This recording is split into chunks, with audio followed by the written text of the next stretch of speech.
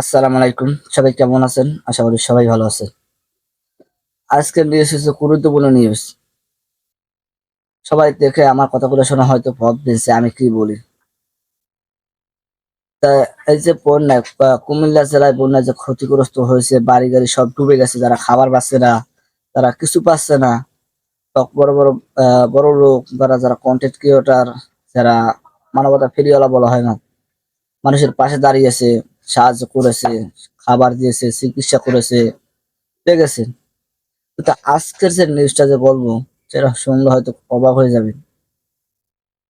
ঢাকা শহরে দেখা যাচ্ছে কিছু টাকা উঠাচ্ছে যারা বন্যায় ক্ষতিগ্রস্ত হয়েছে। কেউ সাহায্য করেছে, কেউ ৳৫ দেয়, কেউ ৳১০ দেয়, কেউ ৳১০০ দেয়। কিন্তু এরকম বড়লোক মানুষ আসলে দেবে না। এক আপু যখন টাকা দিবে তার কাছে ক্যাশ ছিল না। তার একটা ইচ্ছা ছিল যে মানুষের পাশে দাঁড়াবে, সাহায্য করবে। তো তার কাছে ক্যাশ ছিল না। সে কি করেছে? তার একজোড়া কানের তার সোনার কানের তাকে দিয়ে দিয়েছে সেখানে। সেখানে দিয়ে দেওয়ার পর কিন্তু সে বলেছে যে আমার নাম না বলা হয়। সে চায় না যে মিডিয়ার কাছে সে আসে কিছু বলুক বা মিডিয়ায় তাকে দেখুক। সে কোনো এরকম কিছু চায় না। আর সামান্য একটু যেয়ে দেখেন, যদি সামান্য কেউ একটু সাহায্য করে, সেখানে কিন্তু অনেক ভিডিও করে বা ভিডিও দেখায়, মানুষেরও দেখায় যে আমি এই দিয়েছি, ওই করেছি। কিন্তু সেই আজকে একটা ১ম জিনিস দেখলাম, সে মিডিয়ার কাছে আসতে চায় না। এমনকি তার নামও বলতে চায় নাই। ছোট, ছোট একটা ভিক্ষুক দেখছেন, সে ভিক্ষা করে সারাদিন ভিক্ষা করে সে মাত্র ৳১০ দিয়েছে। তার কাছে ৳১০ বলতে ১০ লাখ, ১০ কোটি টাকা হয়ে গেছে। সে ভিক্ষা করে সে মানুষের সেও কিন্তু বুঝে যে মানুষ আসলে কতটা বিপদে পড়েছে। বন্যাদের তারাও সাহায্য করেছে। এরকম সাহায্য কেউ করবে না। তাদের চেয়ে বড়লোক আর কেউ নাই। সামান্য যদি ভিক্ষা করে ৳১০ যদি আ মানুষও দিতে পারে, তাহলে তার সাথে কেউ বড়লোক নাই। তাকে বলা হয় যে বড়লোক। অনেক বিভিন্ন ধরনের লোক আছে। টুইগাফি, তোমার অনেক লোক আছে, তাদের নাম বলব না। তো নাম বললে হয়তো খারাপ হবে। একজনের নাম বলে দিচ্ছি।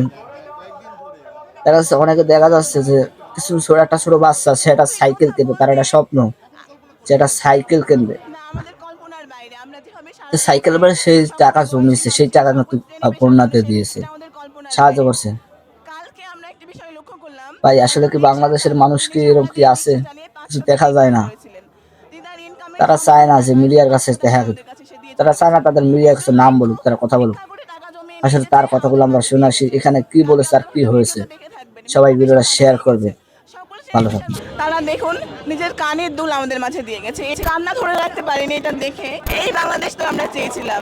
তিনি চাননি তার নাম সেভাবে প্রকাশ করা হোক। মানে সকল শ্রেণী পেশার মানুষ সাহায্য করছে, যে যেভাবে পাচ্ছে সে সেভাবে সাহায্য করছে। অনেকেই আছে যাদের কাছে ক্যাশ টাকা থাকে না কিংবা টাকা নেই। এই প্রথম মানে আমরা অনেকটাই আবেগ আপ্লুত যে কান্না ধরে রাখতে পারিনি এটা দেখে, যে কানের দুল পর্যন্ত দিয়ে গেছে। একজন আপু এসেছিলেন, উনি ছবি তুলতে চান না, নিজেকে হাইলাইট করতে চান না, তিনি গোপনেই দিয়ে গেছেন এই কানের দুল। তার কাছে টাকা ছিল না বলে তিনি তার সোনার কানের দুল আমাদের মাঝে দিয়ে চলে গেছেন। এই বাংলাদেশ তো আমরা চেয়েছিলাম। আমরা যেমন বাংলাদেশ চেয়েছিলাম, এখন আর স্বপ্ন নয়, আমাদের বাস্তবে পরিণত হতে চলেছে আমাদের বাংলাদেশ।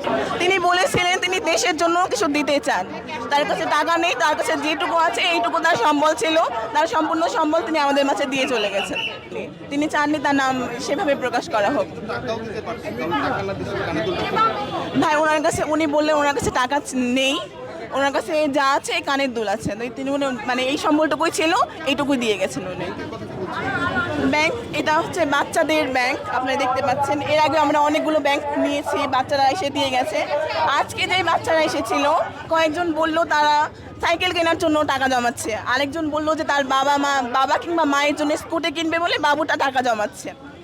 আর ভবিষ্যতের জন্য একটা বাবু এসে বলে গেল যে ভবিষ্যতের জন্য টাকা জমাচ্ছে। তারা সেই সব টাকা বন্যার্থদের সাহায্যের জন্য দিয়ে চলে গেছে। এই যে বসলেন কয়েকদিন ধরে অভিজ্ঞতাগুলি অভিজ্ঞতা বলতে না, আমাদের কল্পনার বাইরে। আমরা যেভাবে সাড়া পেয়েছি সকল বয়সী মানুষের, সকল শ্রেণী পেশার মানুষের, এটা আমাদের কল্পনার বাইরে। কালকে আমরা একটি বিষয় লক্ষ্য করলাম, একজন রিক্সা চালক তিনি সারাদিন রিক্সা চালিয়ে ৫০০ টাকা ইনকাম করেছিলেন। তিনি তার ইনকামের সম্পূর্ণ টাকায় সেই 500 টাকায় আমাদের কাছে সে দিয়ে চলে গেছেন। একজন ভিক্ষুক ভিক্ষা করে টাকা জমিয়ে নিয়ে এসেছে আমাদের মাঝে দিয়ে গেছে। কালকে আপনারা হয়তো ভিডিওতে দেখে থাকবেন, ভিক্ষুক এসেও টাকা দিয়ে গেছে। সকল শ্রেণী পেশার মানুষই কিন্তু আমাদেরকে টাকা দিয়ে যাচ্ছে। কিছুক্ষণ আগে একজন মুক্তিযোদ্ধা এসেছিলেন, তিনি আমাদেরকে অনেক কথা বললেন। তারাই তো আমাদের অনুপ্রেরণা, তাদের দেখে তো আমরা শিখেছি। আসলে আমরা খুবই আশাবাদী এই দেশ নিয়ে, এই দেশে পরিবর্তন আসবেই। যেমনটি আমরা স্বপ্নে ভাবতাম, কল্পনা করতাম সে সোনার বাংলার, আমার মনে হচ্ছে এখনই বাস্তবে পরিণত হতে চলেছে। নিজের কানের দুল আমাদের মাঝে দিয়ে গেছে, কান্না ধরে রাখতে পারিনি এটা দেখে। এই বাংলাদেশ তো আমরা চেয়েছিলাম, তিনি চাননি তার নাম সেভাবে প্রকাশ করা হোক। টাকাও দিতে পারছেন, কারণ টাকা না দিলে কানে দুল ভাই, নবীনের বন্দনা, প্রথম শ্রেণীর রামিসা মায়ের দেখেছেন ভিডিও, সবাই শুনেছেন যে এই আপু কি বলেছে। জমা দিল। প্রাণের আকুতি এরকম ভিডিওটা সবাই শেয়ার করবেন, যাতে এই ভিডিওটা সবার কাছে চলে যায়।